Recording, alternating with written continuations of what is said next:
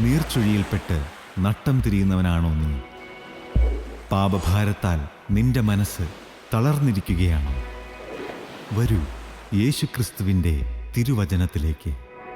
ക്രൂശിക്കപ്പെട്ട ക്രിസ്തുവിനെ മാത്രം പ്രസംഗിക്കുന്ന ക്രിസ്ത്യൻ റിവൈവൽ ഫെലോഷിപ്പിൻ്റെ രാജ്യാന്തര സുവിശേഷ മഹായോഗം ഡിസംബർ 27 മുതൽ 31 വരെ കോലഞ്ചേരി ഞാറ്റുംകാലായിൽ ഹിൽ ടോപ്പിൽ വച്ച് നടത്തപ്പെടുമ്പോൾ പ്രത്യാശ നൽകുന്ന ക്രിസ്തുവിൻ്റെ അദൃശ്യകരങ്ങൾ നിന്നെ സ്പർശിക്കട്ടെ. വീണുപോയാൽ നിങ്ങൾ എഴുന്നേൽപ്പിക്കുന്ന കരം.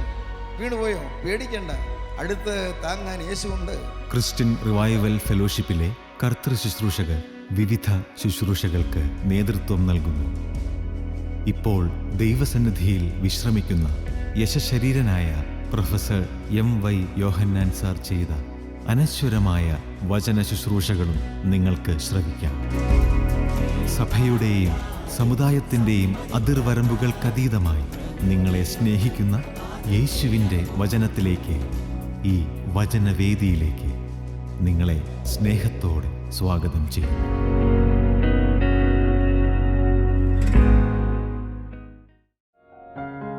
ഞങ്ങളും ക്രൂശിക്കപ്പെട്ട ക്രിസ്തുവിനെ പ്രസംഗിക്കുന്നു. ദൈവ തിരുനാമത്തിന് മഹത്വം ഉണ്ടാകട്ടെ.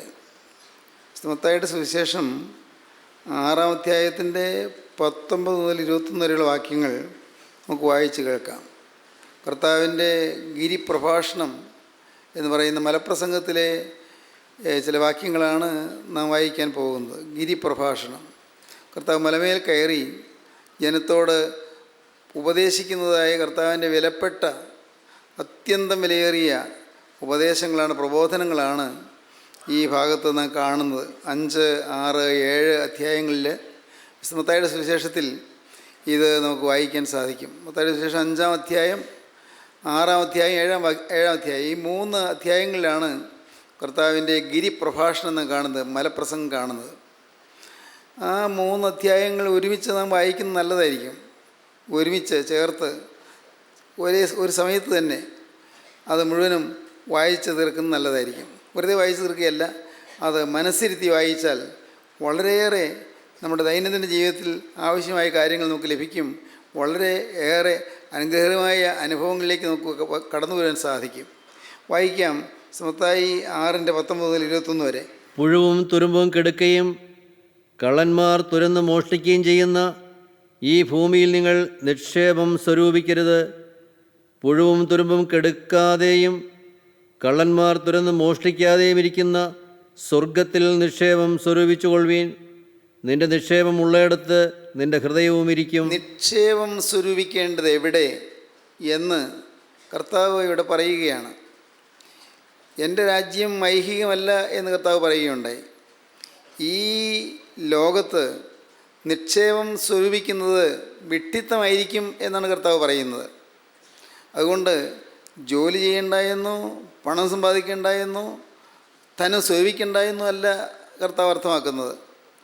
നാം ആരും പണത്തിന് വേണ്ടിയായിരിക്കരുത് ജീവിക്കുന്നത്, പൈസയ്ക്ക് വേണ്ടിയായിരിക്കരുത് ജീവിക്കുന്നത്. നാം ആരും ഈ ലോക ജീവിതത്തിൽ നമ്മുടെ ലക്ഷ്യം ധനം സമ്പാദിക്കുക എന്നുള്ളത് ഒരു കാരണവശാലും ആയിരിക്കരുത്. ഈ ലോക ജീവിതത്തിൽ നമുക്ക് ദൈനംദിന ജീവിതം കഴിയേണ്ടതിന്, അനുദിന ജീവിതം കഴിയേണ്ടതിന് തീർച്ചയായിട്ടും ധനം ആവശ്യമാണ്, പണം ആവശ്യമാണ്. എന്തെല്ലാം ആവശ്യങ്ങളാണ് നമുക്കുള്ളത്. സ്വാഭാവികമായും പണം ആവശ്യമാണ്. അതുവേണ്ടിയാണ് നാം ജോലി ചെയ്യുന്നത്. ജോലി ചെയ്യണമെങ്കിൽ ആരോഗ്യം വേണം, അതിന് ആഹാരം വേണം, വസ്ത്രം വേണം, ഉടുവസ്ത്രം വേണം, കിടപ്പാടം വേണം. ഇതെല്ലാം നമുക്ക് ആവശ്യമാണ്. എന്നാൽ നമ്മുടെ ആത്യന്തിക ലക്ഷ്യം അതായിരിക്കരുത്. ആത്യന്തിക ലക്ഷ്യം പരമാവധി നമ്മുടെ ജീവിതത്തിൻ്റെ ലാക്കും ലക്ഷ്യവും പണം സമ്പാദിക്കുക, സ്വരുക്കൂട്ടുക എന്നുള്ളതായിരിക്കരുത്. കാരണം ഈ പണവും ധനവും സമ്പത്തും എല്ലാം തീർന്നു പോകുന്നതാണ്. എത്ര ഉണ്ട് എന്ന് പറഞ്ഞാലും മരണത്തിൻ്റെ അവസാന വിനാഴിക വരെ മാത്രമേ അത് നമ്മെ പിന്തുടരുകയുള്ളൂ. മരണത്തിൻ്റെ അവസാന നിമിഷങ്ങൾ അതുവരെയും അത് നമ്മുടെ കൂടെ ഉണ്ടായിരിക്കും. പക്ഷേ ശവക്കുഴിക്കപ്പുറത്തേക്ക് നമ്മൾ പുറകെ വരാൻ പണത്തിന് കഴിയുകയില്ല.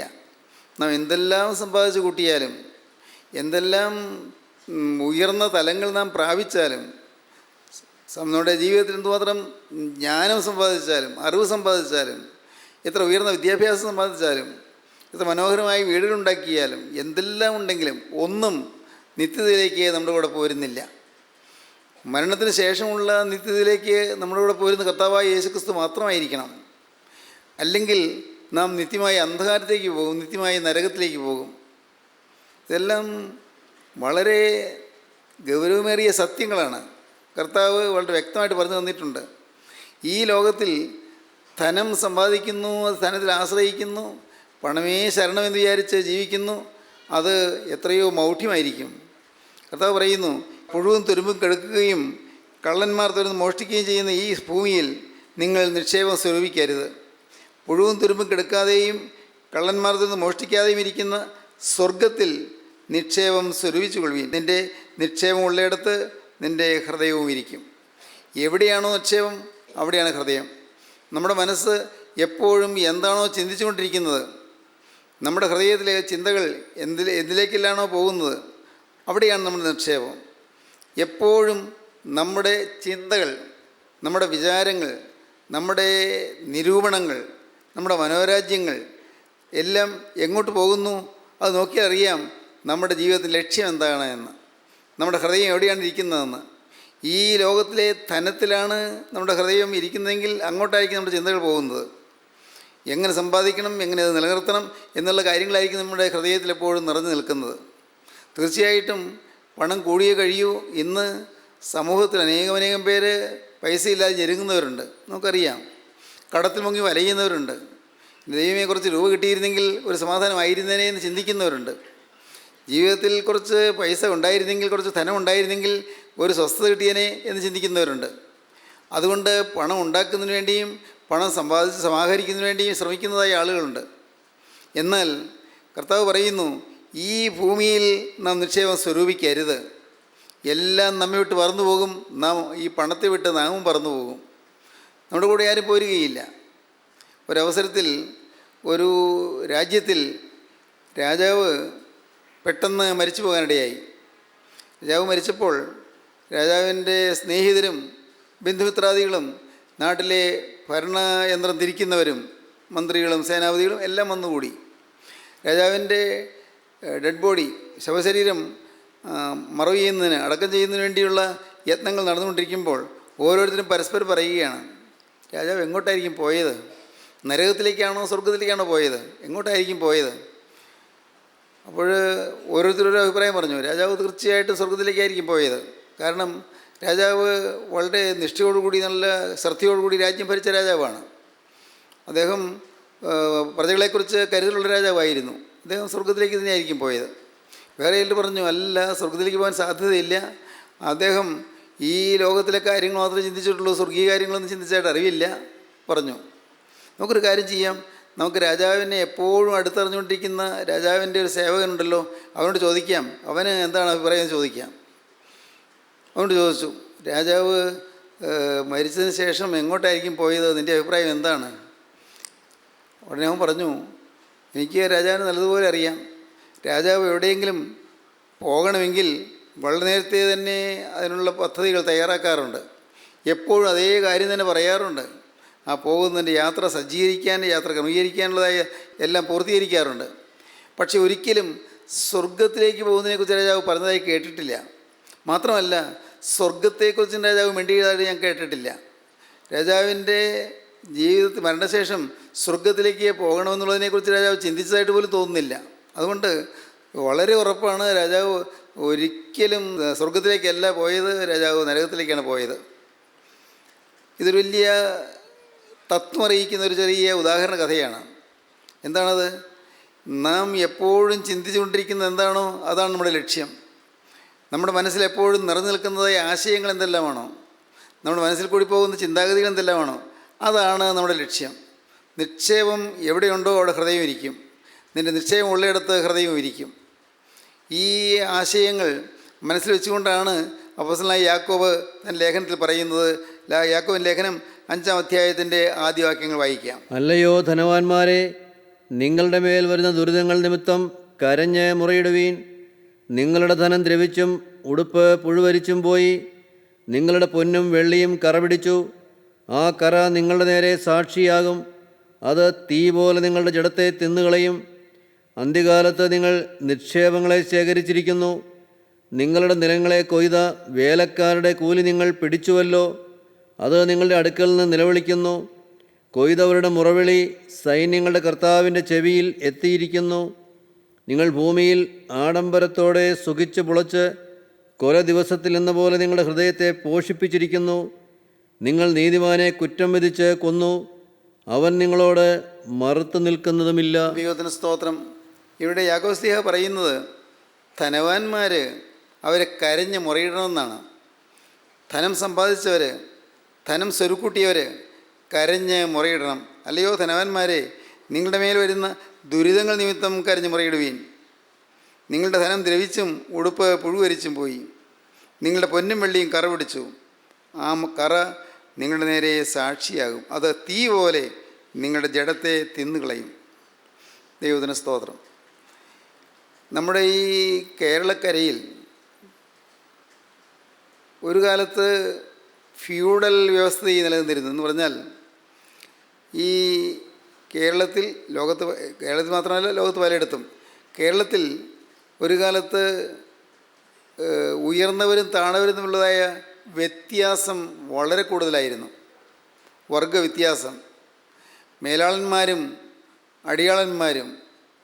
ഈ മേലാള വർഗം പാവപ്പെട്ടവരെ കഠിനമായി ചൂഷണം ചെയ്തിരുന്നു. പാവപ്പെട്ട സാധുക്കളായ തൊഴിലാളികൾക്ക് കൊടുക്കേണ്ട കൂലി കൊടുക്കാതിരുന്നൊരു കാലമുണ്ട്. അവർ എന്തും യജമാനൻ പറയുന്നത് അനുസരിച്ച് കൊള്ളണം. അനുസരിച്ചില്ലെങ്കിൽ അവരുടെ ജീവൻ പോലും അപകടത്തിലാകുന്നൊരു കാലഘട്ടമായിരുന്നു നമ്മുടെ കേരളത്തിൻ്റെ പഴയ കാലഘട്ടം. ഇന്നതൊക്കെ പോയി. അന്നത്തെ കാലഘട്ടത്തിൽ, അന്നത്തെ സാഹിത്യകൃതികളിലും ചരിത്രഗ്രന്ഥങ്ങളിലും എല്ലാം ആ കാലഘട്ടത്തെ വളരെ ശപിക്കപ്പെട്ടൊരു കാലമായിട്ടാണ് കണക്കാക്കിയിരുന്നത്. ചങ്ങമ്പുഴ കൃഷ്ണപിള്ള എഴുതിയ ഒരു മനോഹരമായ കവിതയുണ്ട്. വാഴക്കൊല എന്നാണ് കവിതയുടെ പേര്.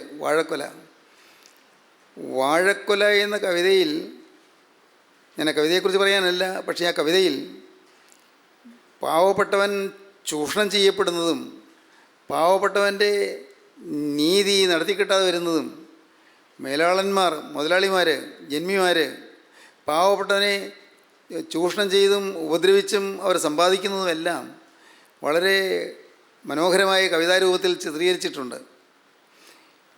അത് അന്നത്തെ കാലഘട്ടത്തിൽ ശരിയായിരുന്നു അന്ന്. എന്നാൽ ചങ്ങമ്പുഴയുടെ കാലഘട്ടം കഴിഞ്ഞു.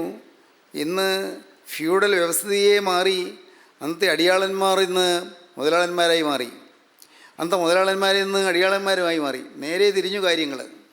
ചങ്ങമ്പുഴ കൃഷ്ണപിള്ളയുടെ വാഴക്കൊല എന്ന് പറയുന്ന കവിതയിൽ അതിൻ്റെ ഒരു ഭാഗത്ത് വളരെ ഹൃദ്യമായി ഒരു കാര്യം കവിതയായിട്ട് പാടിയിട്ടുണ്ട്. ആദ്യം ഗദ്യത്തിൽ പറയാം. ഉടയോൻ്റെ മേടയിൽ ഉണ്ണികൾ പഞ്ചാര ചുടുപാലടയുണ്ട് ഉറങ്ങിടുമ്പോൾ അവനുടെ കൺമണിക്കുഞ്ഞുങ്ങൾക്കുള്ളതെന്ത്? അയലത്തെ മേട്ടിലെ തോട്ടുവെള്ളം. പാവപ്പെട്ടവൻ തോട്ടുവെള്ളം കുടിച്ച് കഴിയുന്നു. ഉടയോൻ്റെ മേടയിൽ അവിടെയുള്ള കുഞ്ഞുങ്ങൾ പാലടപ്രഥമൻ കഴിച്ച് സുഖിക്കുന്നു. ഉടയോൻ്റെ മേടയിൽ ഉണ്ണികൾ പഞ്ചാര ചുടുപാലടയുണ്ട് ഉറങ്ങിടുമ്പോൾ അവനുടെ കൺമണിക്കുഞ്ഞുങ്ങൾക്കുള്ളതെന്ത്? അയലത്തെ മേട്ടിലെ തോട്ടുവെള്ളം. അവശന്മാർ, ആർത്തന്മാർ, ആലംബഹീനന്മാർ അവരുടെ സങ്കടം ആരറിയാൻ? കവി സങ്കടപ്പെടുകയാണ്. അവശന്മാർ, ആർത്തന്മാർ, ആലംബഹീനന്മാർ അവരുടെ സങ്കടം ആരറിയാൻ? ഇതിനൊക്കെ പ്രതികാരം ചെയ്യുമോ? ചെയ്യാതിരിക്കുമോ? പ്രതികാരം ചെയ്യും. അടുത്ത തലമുറ, അടുത്ത കാലഘട്ടം ഈ പതിതരായവരുടെ ദയനീയമായ അവസ്ഥയ്ക്ക് പ്രതികാരം ചെയ്യും. എന്ന് പറഞ്ഞാൽ മനുഷ്യൻ ഇന്ന് അടിച്ചമർത്തപ്പെട്ടുകൊണ്ടിരിക്കുന്നു എന്നാണ് ചങ്ങമ്പുഴ പറയുന്നത്. മനുഷ്യൻ ഇന്ന് അവന് നീതി കിട്ടാതിരിക്കുന്നു. അതുകൊണ്ട് ഇതിനെല്ലാം പ്രതികാരം ചെയ്യാതിരിക്കുമോ പതിതരെ നിങ്ങൾ തൻ പിന്മുറക്കാർ? പതിതർ, താണവരെ നിങ്ങളുടെ പിന്മുറക്കാരെല്ലാം പ്രതികാരം ചെയ്യാതിരിക്കുമോ? അന്ന് കവി, ക്രാന്തദർശിയായ കവി, ചക്രവാളത്തിനപ്പുറം കാണാൻ കഴിയുന്ന കവി പറഞ്ഞു ഇതിനൊക്കെ പ്രതികാരം ചെയ്യുമെന്ന്. സത്യം, കേരളത്തിൻ്റെ ഈ മണ്ണിൽ തന്നെ പ്രതികാരങ്ങൾ ധാരാളം നടന്നു. കേൾക്കൂ. ഉടയോൻ്റെ മേടയിൽ ഉണ്ണികൾ പഞ്ചാര ചുടുപാലടയുണ്ടുറങ്ങിടുമ്പോൾ അവനുടെ കൺമണി കുഞ്ഞുങ്ങൾക്കുള്ളതെന്തൈലത്തെ മേട്ടിലെ തോട്ടുവെള്ളം. അവശന്മാർ, ആർത്തന്മാർ, ആലംബഹീനന്മാർ, അവരുടെ സങ്കടം ആരറിയാൻ?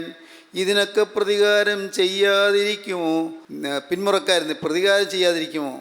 വീണ്ടും പറയുകയാണ്, പണമുള്ളവർ നിർമ്മിച്ച നീതിക്ക് ഇതിലൊന്നും പറയുവാനില്ലേ, ഞാൻ പിൻവലിച്ചു.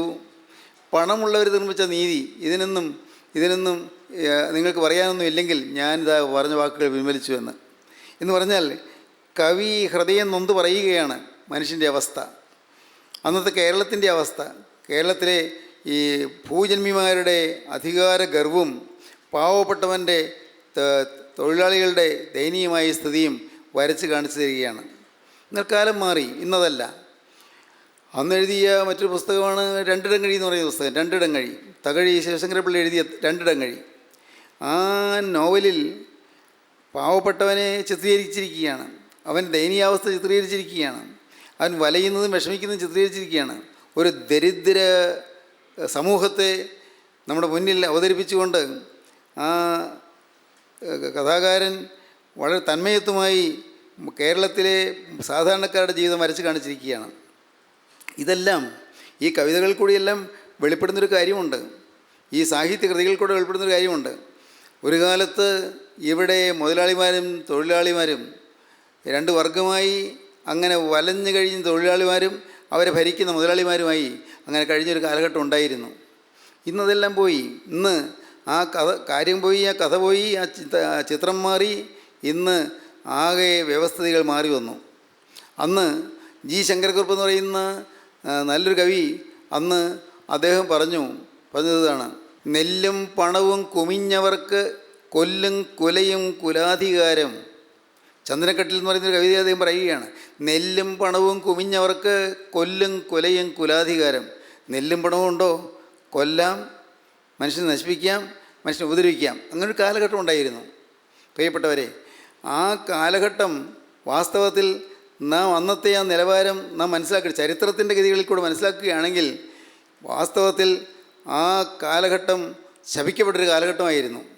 പാവപ്പെട്ടവൻ ചൂഷണം ചെയ്യപ്പെട്ടുകൊണ്ടിരുന്നു, സാധുവും ദരിദ്രനുമായവൻ അടിച്ചമർത്തപ്പെട്ടുകൊണ്ടിരുന്നു. അവന് അഭിപ്രായം പറയാൻ സ്വാതന്ത്ര്യമില്ല, അവന് സമൂഹത്തിൽ വിലയില്ല, സമൂഹത്തിൽ സ്ഥാനമാനങ്ങളില്ല. അവനെന്നും ചൂഷിത വർഗമായിരുന്നു, ചൂഷണം ചെയ്യപ്പെട്ടവരായിരുന്നു.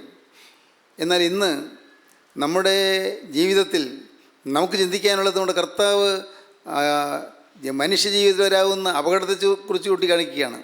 പണമുള്ളവനെന്ന് പണമില്ലാത്തവനെന്നുള്ളതായ ആ വ്യത്യാസം പാടില്ലെന്ന് കർത്താവിൻ്റെ വചനം പറയുകയാണ്.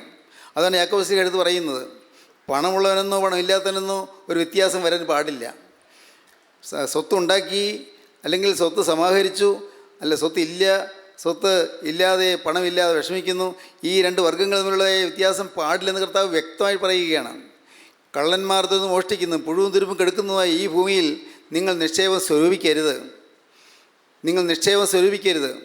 നിങ്ങളുടെ നിക്ഷേപം ഇരിക്കുന്നിടത്ത് നിങ്ങളുടെ ഹൃദയം ഇരിക്കും. നിക്ഷേപം എവിടെയാണോ അവിടെ ഹൃദയം ഇരിക്കും. ഇവിടെയുള്ളതെല്ലാം വിട്ടുപോകും, ഇവിടെയുള്ളതെല്ലാം മാറിപ്പോകും. ഇവിടെ എന്തെല്ലാം സമ്പാദിച്ചാലും ഒന്നും കൊണ്ടുപോവുകയില്ല. വളരെ ഗൗരവമേറിയ കാര്യമാണ് ഈ പറയുന്നത്. നമ്മുടെ ദൈനംദിന ജീവിതത്തിൽ നിന്ന് ഓർക്കേണ്ട കാര്യമാണ്. എന്തുമാത്രം സമ്പാദിച്ചാലും 10 പൈസ പോലും കൊണ്ടുപോകാൻ സാധിക്കുകയില്ല.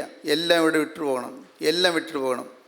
അതുകൊണ്ടാണ് അലക്സാണ്ടർ ദ ഗ്രേറ്റ്, മഹാനായ അലക്സാണ്ടർ ചക്രവർത്തി, അദ്ദേഹം മരിക്കാറായി കിടക്കുമ്പോൾ അദ്ദേഹം സ്നേഹിതനോട് പറഞ്ഞത്, എൻ്റെ ശവസംസ്കാരത്തിന് വേണ്ടി എൻ്റെ ഡെഡ് ബോഡി കൊണ്ടുപോകുമ്പോൾ ശവപ്പെട്ടിയുടെ 2 വശത്തേക്കും ഓരോ ദ്വാരം ഉണ്ടാക്കി കൈ പുറത്തേക്ക് ഇട്ടിരിക്കണമെന്ന്. കൈ 2 പുറത്തേക്ക് ഇടണം. ചോദിച്ചു, പ്രഭു അങ്ങ് എന്താണ് പറഞ്ഞത്, എന്തിനു വേണ്ടിയാണ്? നിനക്ക് മനസ്സിലായില്ലേ? ലോകം വെട്ടിപ്പിടിച്ച അലക്സാണ്ടർ ചക്രവർത്തി ഒന്നും കൊണ്ടുപോകാതെ വെറും കൈയായിട്ടാണ് പോകുന്നതെന്ന് ലോകം ഒന്ന് അറിയട്ടെ. ഒന്നും കൊണ്ടുപോകുന്നില്ല. പ്രിയപ്പെട്ടവരെ, ഞാനിത് പറഞ്ഞുകൊണ്ടിരിക്കുമ്പോൾ നിങ്ങൾ ദയവായി ഒരു കാര്യം ചിന്തിക്കണം. എൻ്റെ കർത്താവേ, ഞാൻ ഈ ലോകത്തിന് വേണ്ടി യുദ്ധം ചെയ്തുകൊണ്ടിരിക്കുകയാണ്, ഈ ലോകത്തിന് വേണ്ടി അധ്വാനിച്ചുകൊണ്ടിരിക്കുകയാണ്, ഈ ലോകത്തിലെ ധനത്തിന് വേണ്ടി അധ്വാനിക്കുകയാണ്. കഷ്ടപ്പാടിലും ബുദ്ധിമുട്ടിലും ഞാൻ തളർന്നിരിക്കുകയാണ്. ദാരിദ്ര്യത്തിലും വിഷമിക്കുന്നതായി ആളുകൾ ധാരാളമുണ്ട്. ചികിത്സയ്ക്ക് പണമില്ലാതെ വിഷമിക്കുന്ന ആളുകളുണ്ട്. ഒരു കിടപ്പാടം പണിയാൻ നിർവാഹമില്ലാതിരിക്കുന്ന ആളുകൾ ധാരാളം പേരുണ്ട്. ഉടുതുണിക്ക് മതുതുണിയില്ലാതെ വിഷമിക്കുന്ന ആളുകളുമുണ്ട്. പുറമേ വല്ലതും അറിയുന്നില്ലെന്നേ ഉള്ളൂ. ദുരിതം അനുഭവിക്കുന്ന ബഹുഭൂരിപക്ഷം ജനത്തിന് മധ്യത്തിലാണ് ഞാൻ ജീവിക്കുന്നത്. എൻ്റെ കർത്താവേ, എൻ്റേത് എന്ന് പറയാൻ ഞാൻ എന്തെല്ലാം കയ്യിൽ പിടിച്ചിരിക്കുന്നോ അതെല്ലാം എന്നെ വിട്ടു പോകും. ഇന്ന് എൻ്റേതെന്ന് ഞാൻ പറയുന്നത് നാളെ വേറൊരാൾ എൻ്റേതെന്ന് പറയാൻ പോകുന്നു, അതങ്ങനെ സംഭവിക്കും. എൻ്റേതെന്ന് പറയാൻ ആർക്കും അവകാശമില്ല, ആർക്കും എൻ്റേതെന്ന് പറയാനുള്ളതായ സ്വാതന്ത്ര്യവുമില്ല. കർത്താവെ, ഞാനിത് മനസ്സിലാക്കുന്നു. ഇവിടെ ഞാൻ എന്തെല്ലാം സമ്പാദിച്ചുവോ, ഇവിടെ എനിക്ക് എന്തെല്ലാം ഉണ്ടോ എല്ലാം വിട്ട് ഞാൻ പറന്നു പോകുന്നൊരു ദിവസമുണ്ട്. അന്ന് കർത്താവെ, നിൻ്റെ സന്നിധിയിലേക്ക് ഞാൻ വരുവാൻ തക്കവണ്ണം എന്നെ ഇന്ന് നീ പൂർണ്ണമായും നിൻ്റേതാക്കി മാറ്റിയെടുക്കണം. എൻ്റേതെല്ലാം നീ മാറ്റി നിൻ്റേതാക്കി എടുക്കണം. കർത്താവെ, ഞാൻ എന്നെ തന്നെ നിനക്ക് തരുന്നു. ദൈവത്തിന് സ്തോത്രം.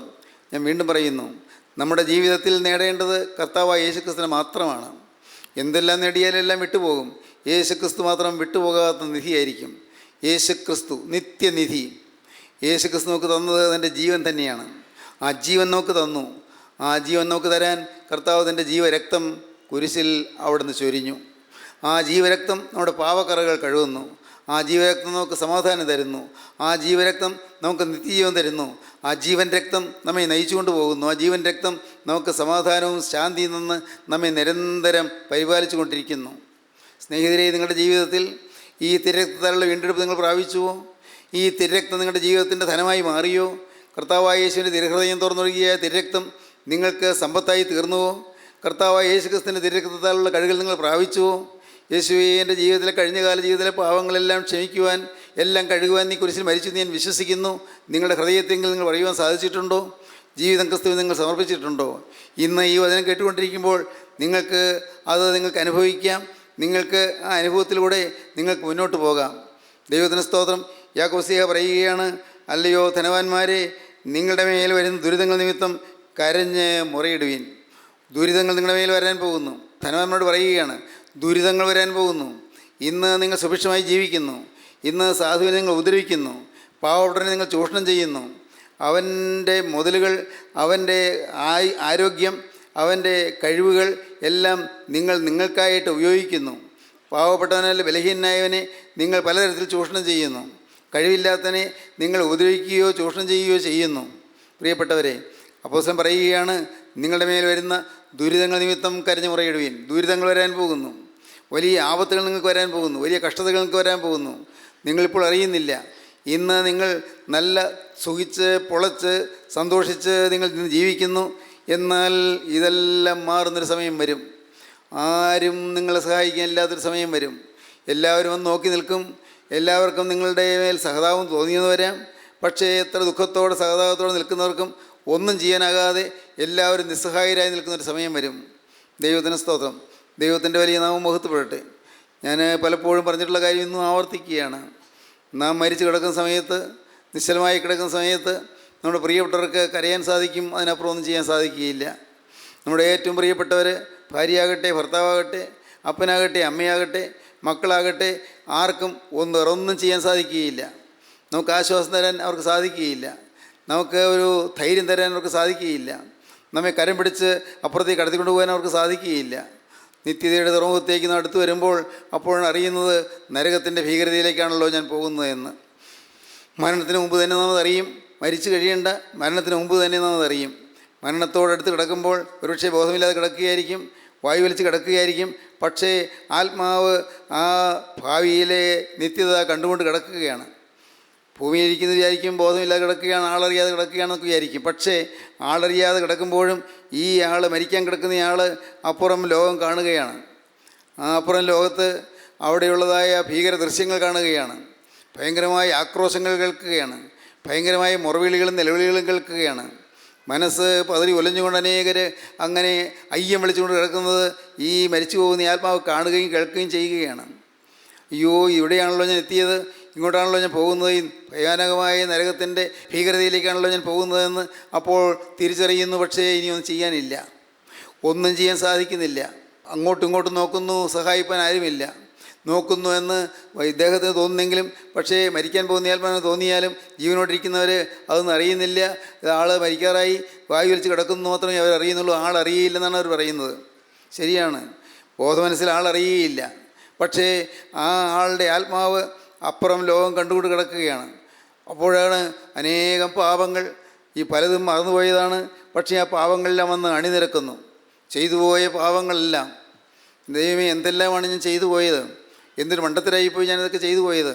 അയ്യോ കഷ്ടം, എല്ലാ പാപവും വന്ന് അണിനിരന്ന് നിൽക്കുന്നു, എല്ലാം ഓർമ്മയിലേക്ക് വരുന്നു. എല്ലാം നമ്മുടെ ഓരോ അവയവങ്ങളുണ്ട് ചെയ്തു പോയ പാപങ്ങൾ, ജീവിതത്തിൽ നിന്ന് പോയ ഏറ്റവും ഭയാനകമായ കാര്യങ്ങൾ, എൻ്റെ കർത്താവ്, ചെറുതും വലുതുമായ പാവങ്ങൾ ഓരോന്നും എല്ലാം വന്ന് നമ്മുടെ മുമ്പിൽ നിരന്ന് നിൽക്കുന്നു. അയ്യോ ഇതെല്ലാം ചെയ്തു പോയല്ലോ, എനിക്ക് മോചനം കിട്ടിയില്ലല്ലോ എന്നപ്പോൾ മനസ്സിലാക്കുന്നു. ഈ പാവങ്ങൾ എനിക്ക് ക്ഷമിച്ച് കിട്ടിയില്ലല്ലോ, കിട്ടിയ വചനം ഞാൻ ഉപയോഗിച്ചില്ലല്ലോ എന്ന് മനസ്സിലാക്കുന്നു. എനിക്ക് കിട്ടിയ വചനം ഞാൻ ഉപയോഗിച്ചിരുന്നെങ്കിൽ ഈ അപകടം എനിക്ക് വരികയില്ലായിരുന്നല്ലോ എന്ന് മനസ്സിലാക്കുന്നു. എൻ്റെ കർത്താവ്, ഞാൻ എന്തു വേണ്ടു നിലവിളിക്കുന്നു, പക്ഷേ കേൾപ്പാൻ ആളില്ല, നിലവിളി കേൾപ്പാൻ ആളില്ല. ചകാത്ത മുഴുവൻ കെടാത്ത തീയുമുള്ള നരകത്തിൻ്റെ ഭീകരതയിലേക്ക് ഇതാ നീങ്ങുകയാണ്. ആത്മാവ് ഒരിക്കലും തിരിച്ചു വരാത്ത അനന്തമായ ഭീകരതയിലേക്ക് നീങ്ങുകയാണ്. അവസാനമില്ലാത്ത യാതനയിലേക്ക് നീങ്ങുകയാണ്. പ്രിയപ്പെട്ടവരെ, ആ ഭയാനകമായ അവസ്ഥ നമുക്കാർക്കും വരരുതെന്ന് കർത്താവ് ആഗ്രഹിക്കുന്നു. ആ ഭീകരമായ അവസ്ഥ നമുക്കാർക്കും വരരുതെന്ന് കർത്താവ് ആഗ്രഹിക്കുന്നതുകൊണ്ട് കർത്താവ് കരുണയോടെ നമ്മെ ചേർത്താണ് നിർത്തിക്കൊണ്ട് കർത്താവ് പറഞ്ഞു തരുന്നു, മോനെ ഇന്ന് നിനക്ക് നല്ല സമയമാണ്, മോളെ ഇന്ന് നിനക്ക് നല്ല സമയമാണ്, നിനക്കിന്ന് പ്രാർത്ഥിക്കാം, ഇന്ന് നിനക്ക് അനുദപിക്കാം, ഇന്ന് നിനക്ക് മാനസാന്തരപ്പെടാം, ഇന്ന് നിൻ്റെ പാവത്തെ ഓർത്ത് നിനക്ക് കരയാം, കഴിഞ്ഞകാല ജീവിതത്തിലെ പാവത്തെ ഓർത്ത് നിനക്ക് അനുതാപത്തോടെ പൊട്ടി കരയാം, ഏങ്ങലടിച്ച് കരയാം. കർത്താവേ എന്നോട് ക്ഷമിക്കണമേ എന്ന് നിനക്ക് പറയാൻ പറ്റിയ സമയമാണിത്. യേശു ക്രിസ്തു ഇന്ന് സമീപസ്ഥനാണ്. വിളിച്ചപേക്ഷിക്കുന്നവർക്ക് സമീപസ്ഥനായി യേശു വന്നിട്ടുണ്ട്. ഓരോരുത്തരുടെ അരികത്തൂടെ യേശു നടക്കുന്നുണ്ട്. ഓരോരുത്തരുടെയും നേരെ കർത്താവ് തൻ്റെ കരം നീട്ടുന്നുണ്ട്. മോനെ ഞാൻ നിന്നെ സഹായിക്കാമെന്നാണ് പറയുന്നത്. മോളെ കഴിഞ്ഞകാല പാവങ്ങളെല്ലാം ഞാൻ ക്ഷമിച്ചു തരാമെന്നാണ് പറയുന്നത്. എല്ലാം ക്ഷമിച്ചു തരാം. എന്തെല്ലാം ദുഷ്കൃതങ്ങൾ നിനക്ക് വന്നെങ്കിലും, ഏതെല്ലാം പാവങ്ങൾ നിനക്ക് വന്നെങ്കിലും എല്ലാം ക്ഷമിച്ചു തരാം. എല്ലാം ക്ഷമിച്ച് ഒരു പുതിയ ജീവിതം നിനക്ക് തരാം. നിന്നെ ഞാൻ പുതുക്കാമെന്നാണ് പറയുന്നത്. നിൻ്റെ ഈ പഴയ തുരുത്തിയിലേക്ക് എൻ്റെ പുതിയ വീഞ്ഞ് പകരാൻ നിർവാഹമില്ലല്ലോ എന്നാണ് കർത്താവ് പറയുന്നത്. തുരുത്തി പുതുക്കിക്കൊണ്ടുവരിക, പുതിയ തുരുത്തിയായി വരിക, ഞാൻ പുതുവീഞ്ഞ് പകർന്നു തരാം. ദൈവത്തിന് സ്തോത്രം.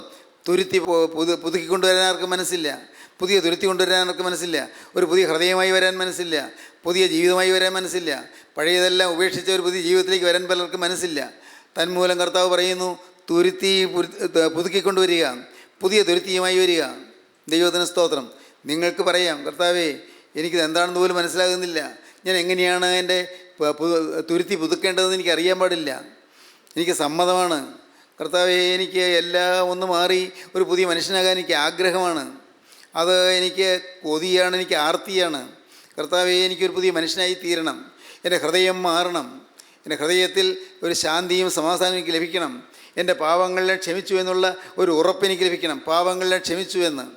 എൻ്റെ കർത്താവേ ഇപ്പോൾ ഞാൻ തിരിഞ്ഞു നോക്കുമ്പോൾ എനിക്ക് തോന്നുന്നു, ഞാൻ എന്ത് ബോധക്കേടാണ് കാണിച്ചത്, ബോധമില്ലായ്മയാണ് കാണിച്ചത്, എന്തെല്ലാമാണ് ഞാൻ ചെയ്തു പോയത്, എന്തെല്ലാമാണ് ഞാൻ പറഞ്ഞു പോയത്. എൻ്റെ ദൈവമേ, അബദ്ധം പറ്റിപ്പോയല്ലോ, നഷ്ടം വലുതാണല്ലോ.